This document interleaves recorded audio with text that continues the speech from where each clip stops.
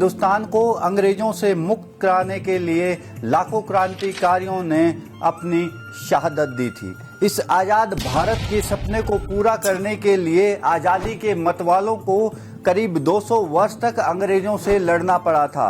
इस लंबे संघर्ष में देश की मिट्टी ने बहुत से वीर नायक पैदा किए और इनमें से बहुत से वीर क्रांतिकारियों की शहादत की कहानियां आपने सुनी और पढ़ी होंगी। इन शहीदों की शहादत को नमन करने के लिए अनेकों जगह शहीद स्मारक बने हुए हैं, जो हमें इन क्रांतिकारियों के संघर्ष और बलिदानों की कहानी सुनाते हैं। और ऐसे भी बहुत शहीद क्रांतिकारी हैं जिन्होंने आज़ादी के लिए अपनी शहादत तो दे दी, लेकिन आज भी हम सब उनके नाम और उनकी कुर्बानियों से अनजान हैं।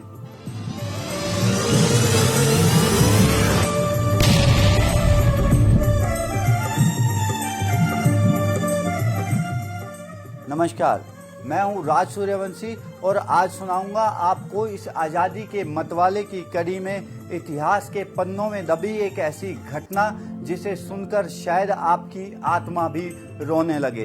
इस घटना को दूसरे जलियांवाला बाग के नाम से भी जाना जाता है। बावनी इमली के नाम से यूपी के फतेहपुर जिला के खुजवा में बना यह स्मृति स्मारक और इस स्मारक में 150 वर्षों से आज भी खड़ा यह इमली का पेड़ याद दिलाता है हमें अंग्रेजों द्वारा किए गए अमानवीय कृत्यों की कहानी। एक दो नहीं बल्कि 52 ऐसे क्रांतिकारी जिन्हें अंग्रेजों ने इसी इमली के पेड़ पर फांसी पर लटका दिया था और नीचे लिख दिया था कि अगर किसी ने भी इन लाशों को नीचे उतारा तो उनको भी इसी पेड़ पर लटका दिया जाएगा। बात 1857 की क्रांति की है। देश में चारों तरफ अंग्रेजों का विद्रोह हो रहा था और इसी विद्रोह का हिस्सा थे ठाकुर जोधा सिंह अटेया, जिन्होंने फतेहपुर में अंग्रेजों की नाक में दम कर रखा था। ठाकुर जोधा सिंह अटेया का जन्म विंदकी गांव के किसान परिवार में हुआ था। बचपन में जोधा सिंह के पिता को लगान न भरने के जुर्म में एक अंग्रेज ऑफिसर ने बहुत मारा और उन्हें लॉकअप में बंद कर दिया। बाद में लगान का इंतजाम करके उन्हें घर लाया गया।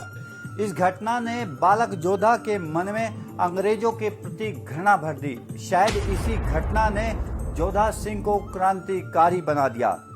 10 मई 1857 को जब बैरकपुर छावनी में आजादी का शंखनाद बजा तो 10 जून 1857 को फतेहपुर में भी क्रांतिकारियों ने आजादी का बिगुल फूंक दिया और उनका नेतृत्व कर रहे थे जोधा सिंह अटेया और उनके साथी बने फतेहपुर के डिप्टी कलेक्टर हिकमत उल्लाह खान।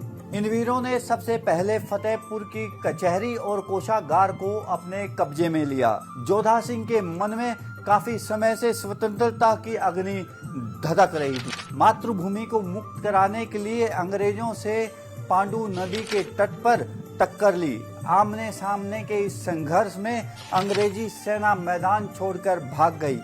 इन वीरों ने कानपुर में भी अपना झंडा गाड़ दिया। अमर शहीद जोधा सिंह अटेया के मन की ज्वाला इतने पर भी शांत नहीं हुई। 27 अक्टूबर 1857 को महमूदपुर गांव में उस अंग्रेज ऑफिसर को उन्होंने जिंदा जला दिया जिसने उनके पिता को बंधक बनाया था।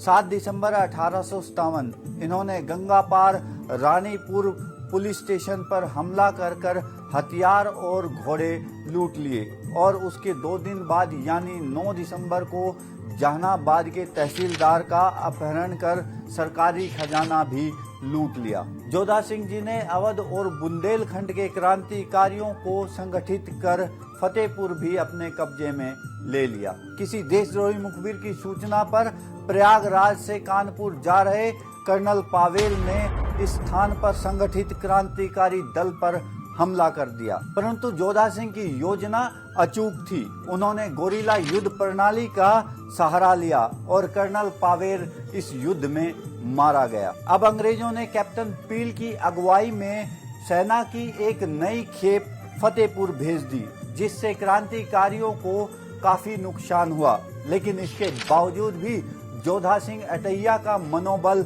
कम नहीं हुआ। और वो इसी तरह अंग्रेजों से दो दो हाथ करते रहे।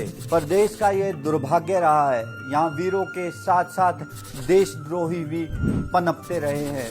जब जोधा सिंह अटैया अर्गल नरेश से संघर्ष हेतु विचार विमर्श करके खजुआ लौट रहे थे तो किसी मुखबिर की सूचना पर अंग्रेजी घुड़सवारी सेना ने जोधा सिंह अटैया को चारों तरफ से घेर लिया और कुछ ही देर संघर्ष के बाद उन्हें और उनके 51 साथियों को बंदी बना लिया। 28 अप्रैल 1858 इसी इमली के पेड़ पर जोधा सिंह अटैया और उनके 51 क्रांतिकारी साथियों को फांसी पर लटका दिया गया। अंग्रेजों के आतंक से 35 दिनों तक इन शवों को कोई भी उतारने का साहस नहीं दिखा सका।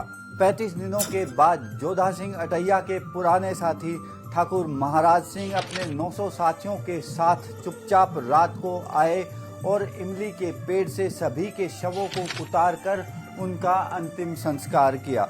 बिंदकी और खजुआ के बीच खड़ा आज भी यह इमली का पेड़ उन 52 क्रांतिकारियों की अमर गाथा बयां करता है। नमन है ऐसे वीर क्रांतिकारियों की शहादत को जिनके बलिदानों की वजह से हमें ये आज़ादी मिली। आओ हम सब मिलकर इन वीरों की वीर गाथा सबको सुनाएं, क्योंकि यही इन वीरों के लिए सच्ची श्रद्धांजलि होगी। मेरा बस यही प्रयास है कि इन आज़ादी के मतवालों की कहानी आप सब तक पहुंचाऊं। अगर आपको मेरा यह प्रयास अच्छा लगे तो बस मेरा इतना सहयोग करें कि इन वीर क्रांतिकारियों की कहानी अपने दोस्तों और अपने परिवार को शेयर करें। जय हिंद, जय भारत।